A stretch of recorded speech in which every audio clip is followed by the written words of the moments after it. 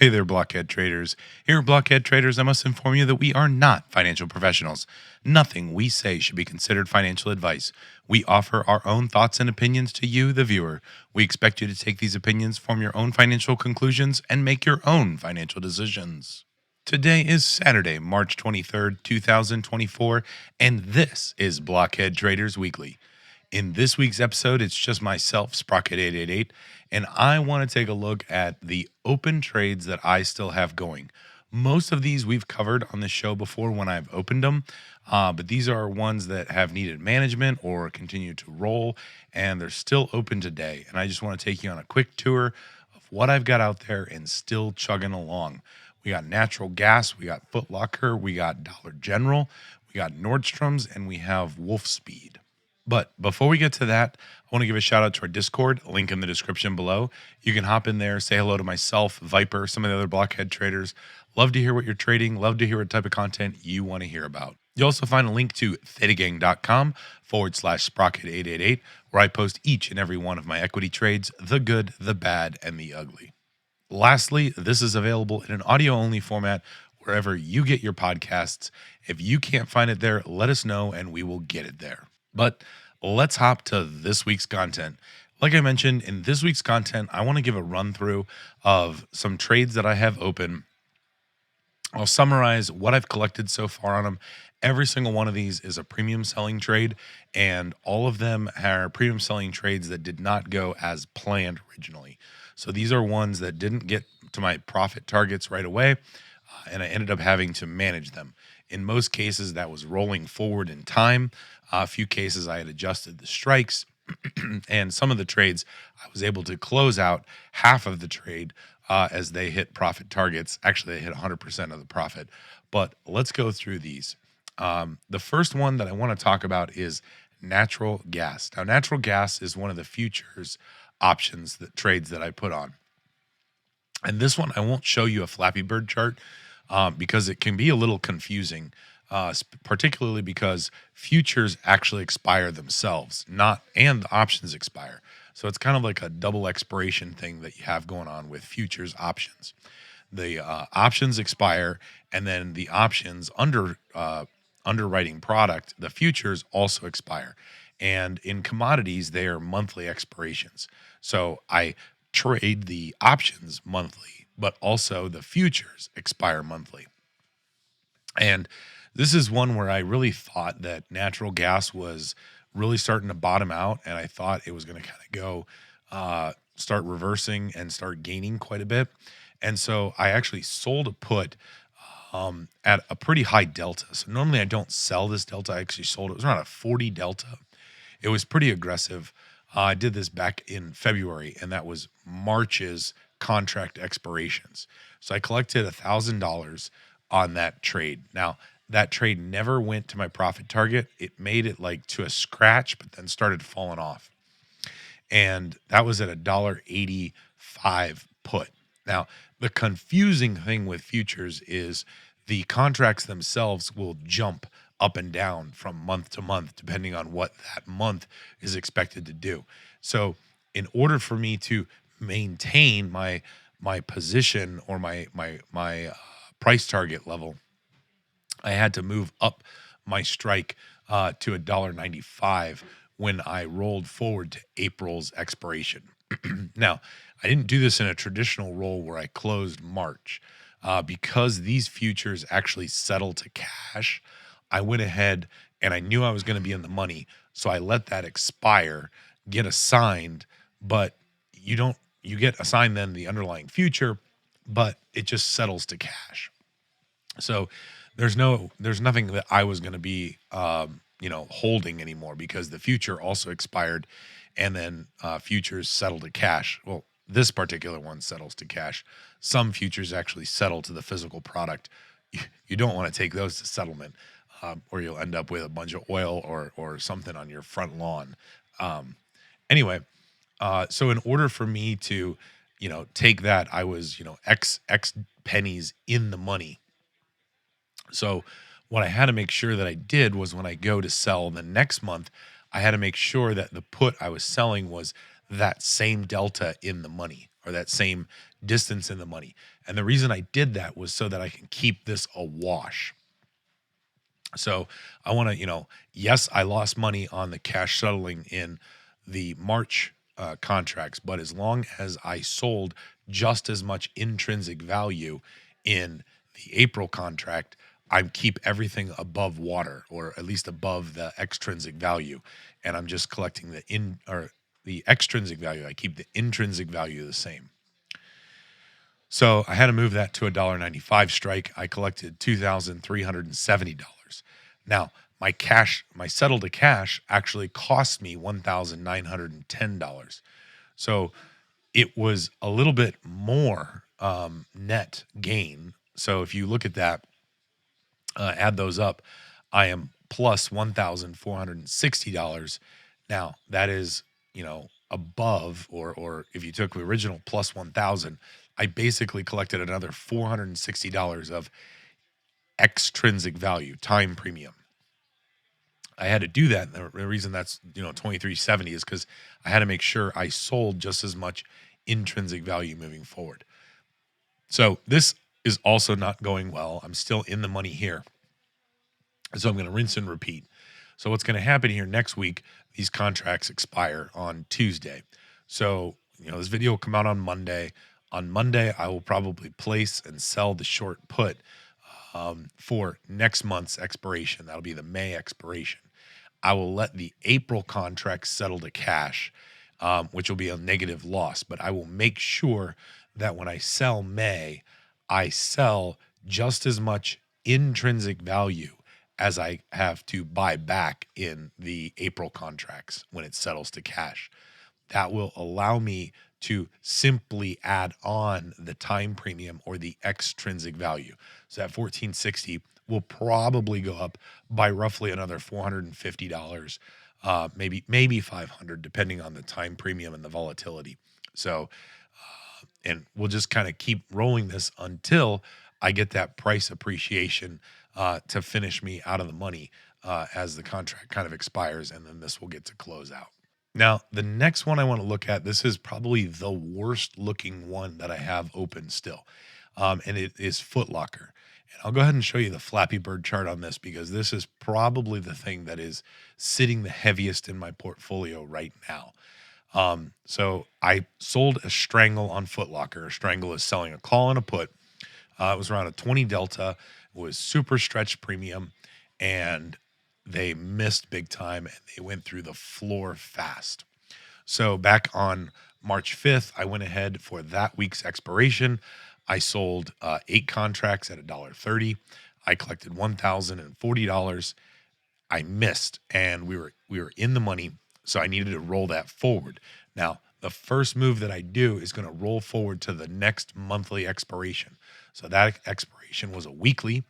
It just so happened that the next expiration, or the next monthly, expired the following week. So on March 8th, I went ahead and rolled that to March monthly expiration.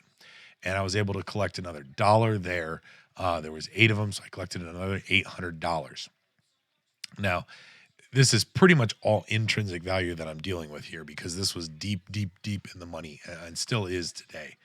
So then came March expiration, still sitting deep in the money. So I needed to roll it forward to April expiration. Because this was so deep in the money, there almost was no extrinsic value, almost no extra time premium. So I picked up 5 cents on each contract. So I was able to pick up another $40 on this, bringing my total collected of $1,880, but I am deep, deep in the money. The buying power has expanded on this. It's taking $8,700 buying power, really tying up a lot of capital. Now, if I was to come out of this, that is still a 21% return on capital, but it's going to take a while to get there. And if we just take a quick look at the Flappy Bird chart for this, you can see up here, this is the call side that I had on this triangle. I was able to have that, expire totally worthless. This red box is where my put strikes are today, the 30 strike. Now, what I've done is I've added an orange dotted line. This orange dotted line is my get out for a scratch, my break even. So this takes into account all the premium that I've collected. So that $1,880 in premium, if I was to knock that down off of that $30 strike price, if we get to this dotted line, I can get out for a scratch. This is where we're currently sitting down here at like $24. So I'm $6 in the money here. This is just not looking good. We haven't really fallen much more, so this could just be a waited out. But that's really where my footlocker is sitting today. Now, the next one I want to look at is Dollar General. Now, Dollar General, this is originally in earnings. This has been going on for a while because I actually got assigned these shares, and then I started selling covered calls against them. So when you get assigned the shares, now you own them, and you can turn around and sell covered calls against them where it doesn't take any more buying power because you're fully securing the options you're selling because you own the shares. So this has been going on since August, and I kind of documented here. The earnings were a bust. I made it out, collected all the money on the call, rolled the put 142. I had to pull it up to 145, and then I rolled that out, and I ended up getting assigned in September at $145 a share, one contract. So then again, there was another earnings announcement. I sold some pre-earnings, collected $2 premium there. Then we appreciated, sold a covered call. Then again, sold another covered call with a February expiration, collected another $3. Because I had these shares, I collected a dividend in there of 60 cents per share. Then again, I sold another covered call because my other covered calls had expired. So I went around and did another one for $4.25. Again, those I did not get assigned on. So I went ahead and rolled again. So sold another covered call for $2.32. So far I've collected $1,785 or $1,785 on Dollar General. I am in the money, but in this case, I own the shares. So my calls are in the money. So they're going to get called away from me if somebody assigns. So that $1,785, I will keep all of that myself if I end up getting assigned. So assignment in this case, not a bad thing. This will free up my capital. This is the back end of the wheel. I got assigned on the put. You hold the shares. You sell calls against them until you get called away, and then you're out of the position, and you can either play again or move on to another finding. So if you look at the Flappy Bird chart here for this one, the blue is how long I've had these calls out here. And you can see since about the beginning of March, we've been in the money on my calls. But I've been able to kind of keep selling that premium because nobody has taken me down for early assignment yet. So this is where I say just keep rolling it and force that early assignment. Simply getting premium, getting premium, getting premium. I own the shares. I also get dividends. I got another dividend coming up on April 8th, where I will collect another 60 cents a share. And I'll just keep this going until somebody calls these away from me. All right, next one is Nordstrom's. So this was a retail earning that I decided to trade. Took this one as a strangle, as an extra extended volatility. Took a 20 delta strangle on this, and it was a short 1850 and short the $24 call. Nordstrom's fell. They did not appreciate, so I was able to let that call expire completely worthless. I had to roll the put. Now, unfortunately, in this one, when I went to roll to the monthly expiration, there was no monthly strike at 1850. So I had to pull this up to the $20 strike. And I was able to collect another $1.50 for 10 of the contracts. The first set would collected 65 cents for 10 contracts. So that was $650 and $1,500. Now, on the 13th of March, I was going to get ready to roll on the 14th. However, on the 13th, 4 of my contracts were early assigned. So I had to purchase 400 shares at $20. Now, I'm not going to put in the cost of those because I'm going to make sure that when I sell calls and get them called away from me, I do so at the $20 strike or higher. So that will make that a wash. So while I do have a loss at the moment because I had to fork over money for those, because I have them and I'm going to sell covered calls against them, and I'll make sure I do it at that strike or higher. I am not going to count that loss on this trade. So here I got assigned 4 at 20. Now I was able to roll the other 6 on the next day. So plan was to roll originally the 10, but 4 of them got early assigned. So 6 of those I rolled, collecting $12 each, or 12 cents each, for a total of $72 more.